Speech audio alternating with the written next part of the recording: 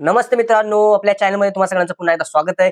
आणि तुम्हाला ही गोष्ट माहित आहे का? मला वाटतं ही तुम्हाला गोष्ट माहितच नाहीये आणि हे व्हिडिओ बघितल्यावरती तुम्हाला कळणार आहे की नेमकं झालेलं काय आहे. मी कुणाबद्दल बोलतोय हे पण तुम्हाला कळेलच. मी शॉर्ट व्हिडिओ बनवला होता, त्यामध्ये खूप व्हायरल पण थोडासा झालेला व्हिडिओ आणि त्यामध्ये बरेच जण कमेंट करत होते की फेक आहे, फेक आहे. पण मित्रांनो, हे फेक नाही. शेवटी बिग बॉस वर झालेली आहे याचिका दाखल. मित्रांनो, न्यायालयामध्ये याचिका दाखल झालेली आहे. दिव्या शिंदेने इंटरव्ह्यू मध्ये सांगितलं होतं आणि एका मराठी न्यूज चॅनलला पण व्हिडिओमध्ये दिव्या शिंदेने सांगितलेलं आहे की संविधानाबद्दल तिला बिग बॉस मध्ये सांगितलं की तुम्ही बोलू नका. पण दिव्या शिंदेचं असं म्हणणं होतं की मी का बोलू नये, संविधानाबद्दल मी का बोलू नये, असं दिव्या शिंदेला म्हणायचंय. आणि बिग बॉसनी त्यांना का संविधानाबद्दल बोलू दिलं नाही असं त्यांना म्हणायचं.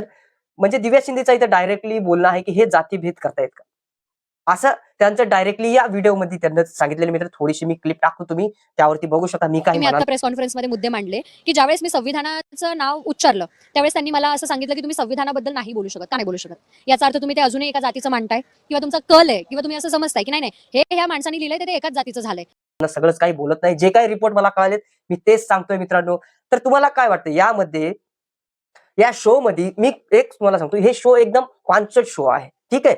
कारण की इथं काही वेगळ्या प्रकारचं बोललं जातं, काही बोललं जातं. म्हणजे तुम्हाला निर्लज्जपणा या शो मध्ये बघायला सगळ्यात जास्त भेटतो. आता सध्या तर बघायला भेटते की तिथं मरीन बीच व्हायला वेळ लागणार नाही मित्रांनो, कारण की 3-3 लव्ह स्टोऱ्या ऑलरेडी सुरू झालेल्या आहेत. पण अशा ह्या पांचट शो मध्ये तुम्हाला संविधानाचं नाव घ्यायची गरजच काय, म्हणतो दिव्याताईला, गरज काहीच नव्हती. बरं ठीक आहे, बिग बॉसनी त्यांना कोणत्या अँगलने त्यांना संविधानाचा इथं काही म्हणजे उल्लेख करू नका असं सांगितलं. पण यावरच दिव्याताईंनी डायरेक्टली न्यायालयामध्ये याचिका दाखल केली आहे. मित्रांनो, हे तुम्हाला कदाचित माहित असेल किंवा नाही. ज्याला माहिती नाही, हा व्हिडिओ नक्की शेअर करा मित्रांनो.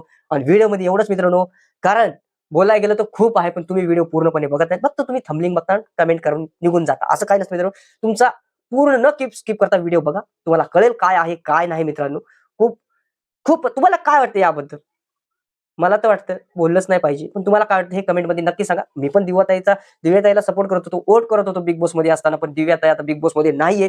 आता बिग बॉसनी त्यांना बाहेर काढलंय की स्वतःहून त्या बाहेर आल्यात. जर दिव्याताईच्या कमेंटमध्ये आपण व्हिडिओमध्ये बघितलं की त्यांनी डायरेक्टली बोलतात की मी बिग बॉस सोडून बाहेर आले.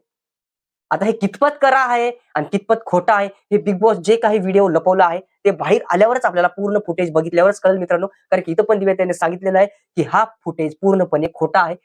रिअल फुटेज त्यांच्याकडे आहे, ते अजून पूर्ण पब्लिकमध्ये त्यांनी आणलेला नाही असं ते म्हणतायत मित्रांनो.